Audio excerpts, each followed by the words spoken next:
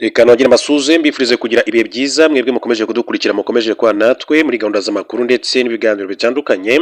Ndabasuhuje rero mwebwe mudukurikiye muri mu Rwanda no hanze y'igihugu cy'u Rwanda by'umwihariko mu karere k'ibiyaga bigari muri Uganda, Repubulika ya Demokarasi ya Kongo, Burundi n'igihugu cya Tanzania.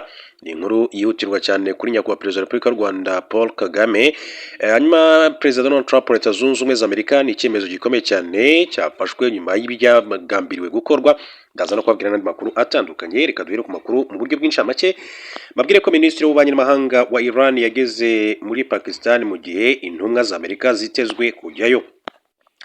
Minisitiri w'Ububanyi n'Amahanga wa Iran Abbas Araghchi ari muri Pakistan, ariko nta gahunda ihari y'inama itaziguye hagati y'Amerika na Iran nk'uko bivugwa na Ismail Bekai, umuvugizi wa Minisiteri y'Ububanyi n'Amahanga ya Iran.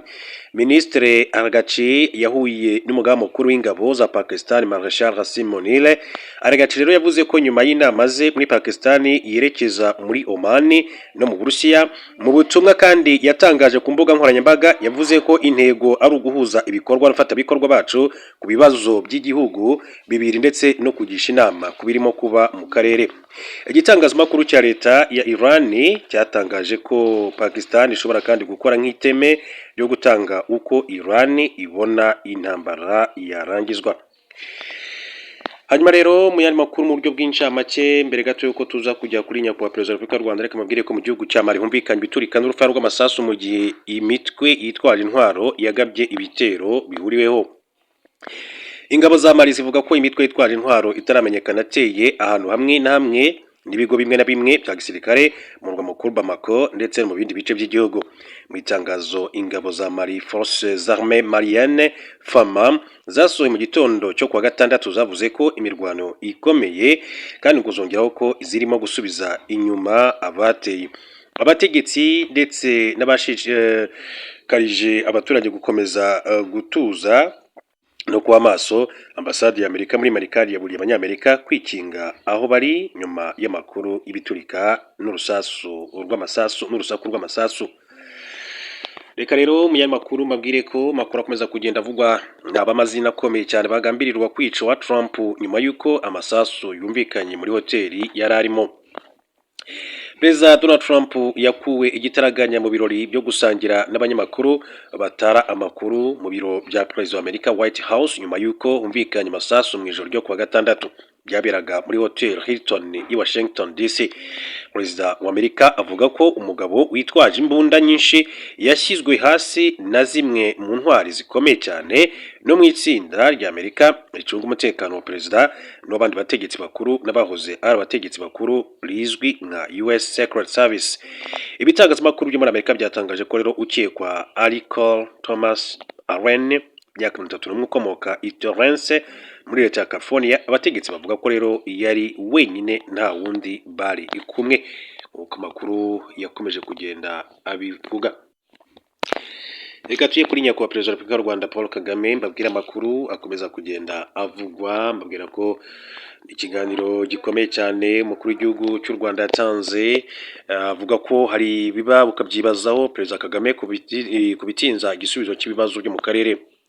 Perezida wa Repubulika y'u Rwanda Paul Kagame yagaragaje ko abashaka gukemura ibibazo byo mu burasirazuba bwa Repubulika ya Demokarasi ya Kongo no mu karere muri rusange bita ku nyungu zabo, ku buryo bituma rero yibaza niba ibisubizo birambye bizaboneka. Ubwo yari mu nama mpuzamahanga yiga ku miyoborere n'iterambere iri kubera mu mujyi wa Chantilly mu Faransa bwo yatariki 24 Mata 2026, yagaragaje ko abashaka gukemura ibibazo byo mu burasirazuba bwa Repubulika ya Demokarasi ya Kongo n'akarere batita ku bibazo by'abaturage. Perezida Kagame yavuze ko gukemura ibibazo byo mu burasirazuba bwa Repubulika ya Demokarasi ya Kongo bisaba kujya mu mizi hakarebwa ku mpamvu zabyo, kandi ko ari byo ategereje muri gahunda y'amahoro ya Washington iyoborwa na Leta Zunze Ubumwe za Amerika n'iya Doha iyoborwa na Qatar. Umukuru w'igihugu yagize ati urabona ku bibazo bidashobora kandi gukemuka mu ijoro rimwe, ibibazo ntibikemurwa ati mu gihe gito, hakenewe kureba ku mpamvu muzi ya buri kimwe, ibiganiro bigahabwa igihe gihagije kugira ngo abantu bashake igisubizo buri wese kandi abonamo inyungu. Perezida Kagame yavuze ko ikibazo kigaragara mu gukemura ari uko hatarebwa ku mpamvu muzi zabyo cyangwa se ibibangamiye abaturage, ahubwo ko ari abashaka kubibyazamo inyungu zabo bwite abababaye bagakomeza kandi kubabara. Ati hari biba ukabyibazaho cyangwa se bidakwiye, ati mu by'ukuri bitari gukemura impamvu muzi z'ibibazo, kandi ibiganiro ntibibe ibikemura ibibazo by'abaturage, nibwo hazamo kureba ku nyungu bikagena ikiva muri buri ntambwe y'urugendo. Ibiganiro by'amahoro bya Washington ndetse bya Doha byatangiye mu ntangiriro za 2025 hashakwa uburyo ibibazo by'umutekano muke bimaze igihe mu karere ndetse mu burasirazuba bwa Repubulika Demokarasi ya Kongo by'umwihariko byakemuka burundu. Tariki 27 Mata Kamena 2025 u Rwanda na Repubulika Demokarasi ya Kongo byagiranye amasezerano y'amahoro bifashijwemo na Amerika, byemeranya gusenya umutwe w'iterabwoba FDLR ndetse no gukuraho ingamba z'ubwirinzi, ariko umwaka ugiye gushira nta gifatika kiragerwaho. Doha, leta ya Repubulika Demokarasi ya Kongo niho rya FC23 byagiranye amasezerano no guhagarika imirwano kugira ngo bishakire hamwe ibisubizo ku bibazo bimaze imyaka myinshi byugarije abanyekongo na cyane cyane abo mu bwoko b'abatutsi, ariko ibitero birakomeje.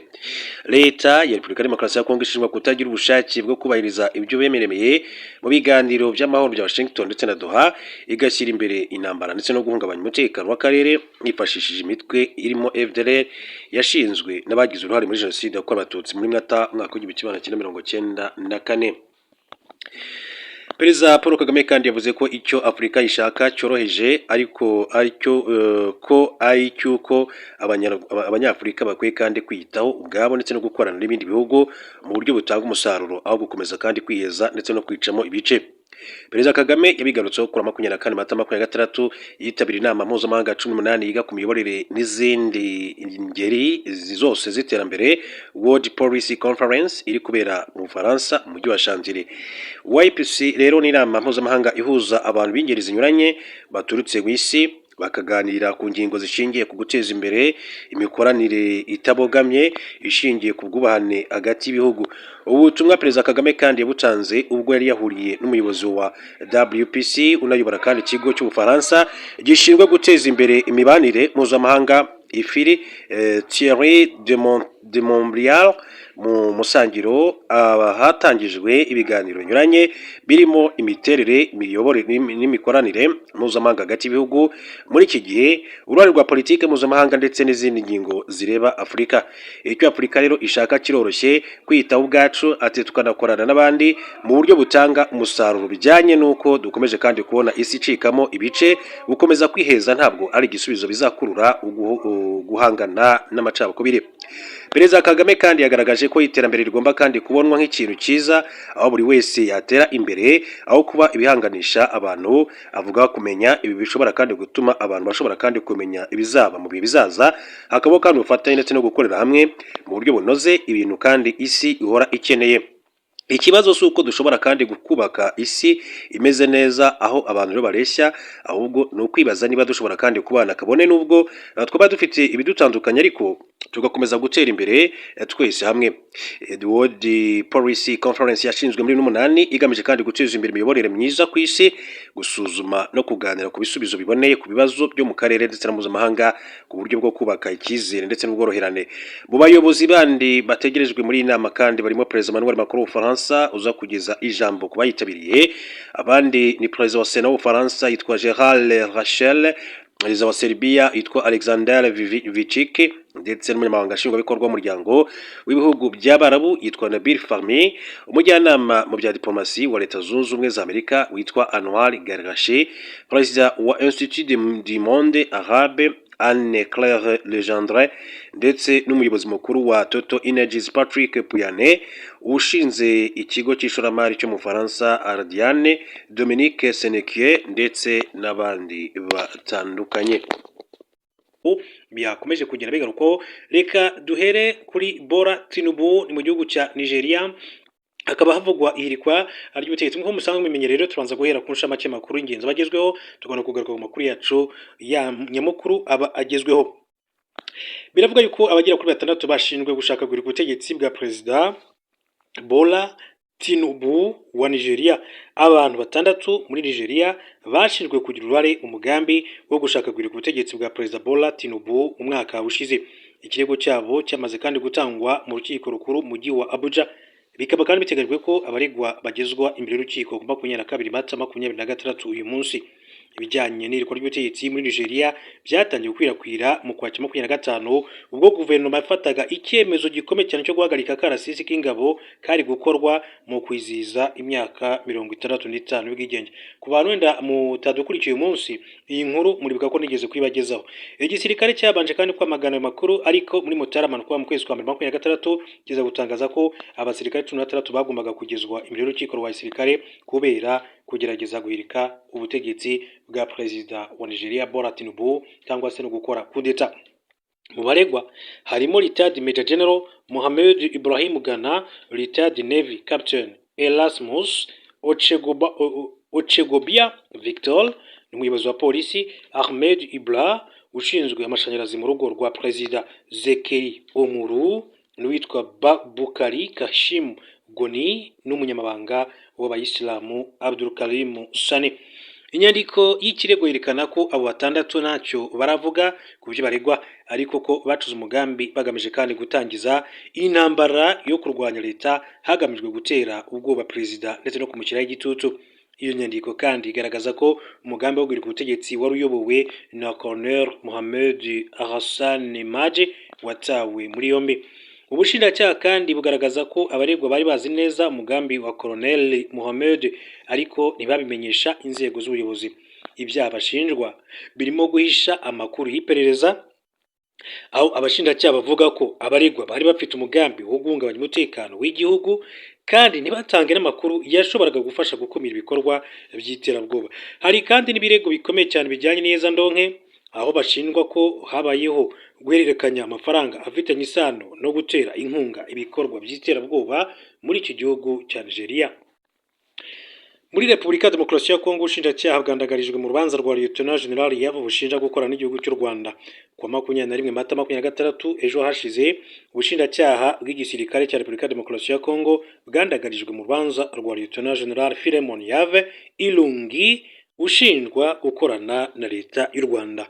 Lieutenant General Philemon Yave yayoboraga intara ya gatatu y'igisirikare cya Repubulika ya Demokarasi ya Kongo yaje gutabwa muri yombi hari muri Nzeri mu kwezi kwa 12 mu kwa 2022 ubwo abarwanyi b'umutwe witwaje intwaro wa mama ya gatatu bafataga ibice byinshi cyane byo mu ntara ya Kivu Majyaruguru.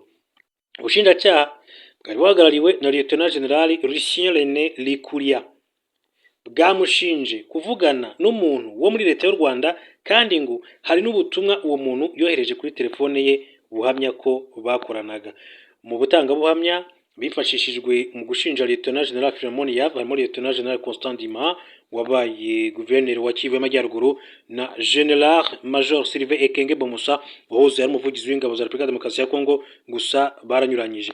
Lieutenant General Ndima yabwiye urukiko rukuru rwa gisirikare ruri kuburanisha urubanza ko Lieutenant General Philemon Yave yoherejwe ubutumwa na General Retired James Kabarebe wakoze imirimo itandukanye mu ngabo z'u Rwanda. Abajijwe niba yarabubonye asubiza ko ntabwo yabonye. Ikindi cyatunguye urukiko nuko ubwo General Major Sylvain Ekenge nawe wakoreye muri Kivu y'Amajyaruguru yabwaga umwanya, yavuze ko Lieutenant General Philemon Yave yoherejwe ubutumwa n'umujyanama bwite wa General Retired James Kabarebe aho kuba General Retired James Kabarebe nk'uko byakomeje kubivugwa. Hanyuma ubushinjacyaha bwabajijwe niba bushobora kwerekana ubwo butumwa muri telefoni ya Lieutenant General Philemon Yave imaze imyaka igera kuri nifatiriwe, busubiza ko bigoye kuko uyu musirikare yashyizeho amajambo banga menshi cyangwa se password. Urukiko rwabajije ubushinjacyaha niba bushobora kugaragaza umuntu wabonye ubutumwa muri telefoni ya Lieutenant General Philemon Yave, busubiza ko General Major Peter Chirumwami wabaye guverineri wa Kivu y'Amajyaruguru yabubonye, ariko ko ataboneka kuko yamaze gupfa muri Mutarama 2025. Ibi byose rero bimaze kunanirana, urukiko rwafashe umwanzuro wo kwitabaza abahanga bo mu rwego rushinzwe umutekano w'ikoranabuhanga CNC kugira ngo rwinjire muri telefone ya Lieutenant General Philemon Yave rushakishemo ubu butumwa bivuga ko bwaturutse ku muntu wo muri leta y'u Rwanda. Umunyamategeko wa Lieutenant General Philemon Yave, Maître Charles Ngwapichi, yabwiye urukiko ko gushyira General Retired James Kabarebe muri iyi dosiye nta kindi bigamije keretse kuyikabiriza kubera ko ari umuntu ukomeye mu nzego z'umutekano z'u Rwanda.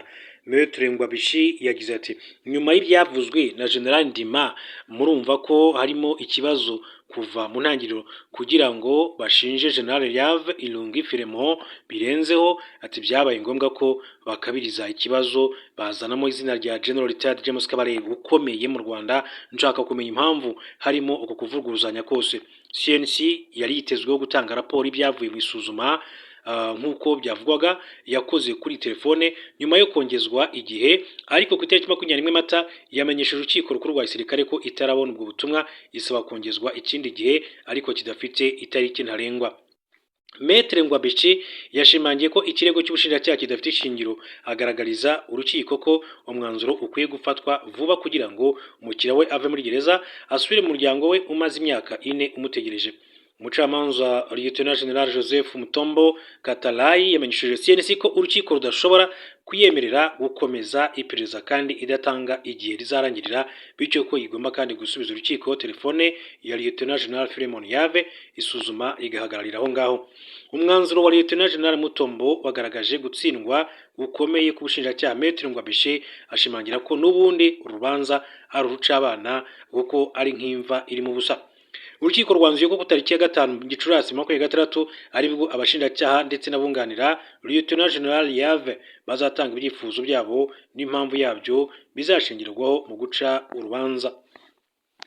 Hanyuma reka tujye kuri ya nkuru nababwiye mu kanya hejuru kuri perezida wa Taiwan. Ni inkuru ikomeje kugenda ivugwaho mu rusange mu buryo bukomeye cyane, ariko nakubwira ko ibihugu bigera kuri 3 bya Afurika byimye perezida wa Taiwan inzira.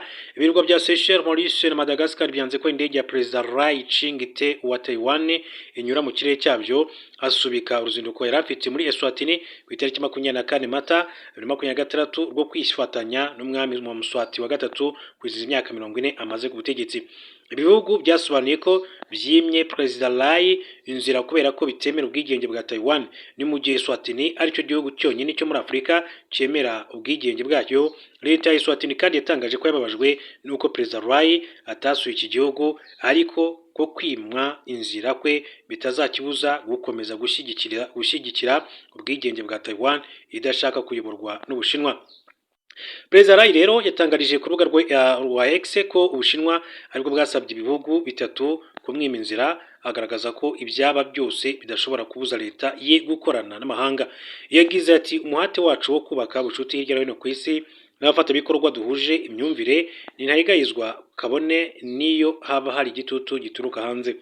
Umuvugizi w'urwego rw'Ubushinwa rushinzwe gukemura ibibazo byabwo na Taiwan, Zhang Han, yashimye icyemezo ibihugu bya Afurika byafashe no gushyigikira ubumwe bw'Abashinwa. Nubwo Han rero yashimye ibihugu nk'uko byakomeje kugenda bigarukwaho, leta y'Ubushinwa ihakana kubishyiraho igitutu kugira ngo rero byime perezida Lai inzira, ariko mu by'ukuri wasesengura ugasanga koko ariko kuri. Mu yandi makuru akomeje kugenda avugwa aka kanya nuko umubare w'abimukira ku mugabane wa Buraya ukomeje kwiyongera cyane. Abimukira batuye i Burayi bamaze kurenga miliyoni 64 muri 2025. Ubushakashatsi bw'ikigo gikora ubusesenguzi ku bijyanye n'abimukira cyo mu Budage cyagaragaje ko imibare y'abimukira batuye mu Burayi yiyongereyeho miliyoni 2 ndetse n'ibihumbi 100 muri 2025, bituma bagera kuri miliyoni 34 n'ibihumbi 300. Imibare igaragaza ko abimukira batuye mu bihugu bigize umuryango umwe bw'Uburayi bari miliyoni 40 muri 2010. Ubudage nibwo bwakiriye kandi abimukira benshi mu bihugu byose by'i Burayi kuko hatuye abarenga miliyoni 18 barimo 72% by'abagejeje imyaka yo gukora. Abimukira batuye muri Espagne biyongereyeho 700,000 mu bihe bya vuba, bituma abimukira bahaba bagera kuri miliyoni 9 n'igice. Tommaso Fatini uri mu bakoze iyi raporo yagize ati Ubudage buracyari igihugu cya mbere